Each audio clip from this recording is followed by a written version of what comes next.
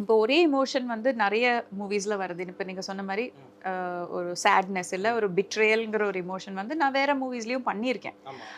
அந்த பிட்ரேயலை நம் எப்படி வேற வேற விதத்துல காட்டலாங்கிறது நான் உட்காந்து ஐ திங்க் அபவுட் இட். எனக்கு டைம் இருக்கும்போது I do think about it. I act in front of the mirror a lot.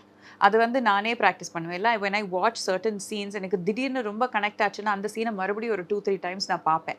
இப்போ ரிவைண்ட் பண்ணி பார்க்கக்கூடிய வசதி நம்மளுக்கு ஓடிடினால இருக்கிறதுனால I will watch that and I will really think about it. And I am also very curious about psychology. So இந்த personality உள்ள character வந்து இந்த ஒரு எமோஷனை எப்படி கையாளுவாங்கங்கிற கொஸ்டினை நான் நிறைய கேட்பேன். So when I talk to a director, I ask them more than அந்த சீனில் இருக்கக்கூடிய இன்ஃபர்மேஷனை தாண்டி நான் கேள்விகள் கேட்பேன்.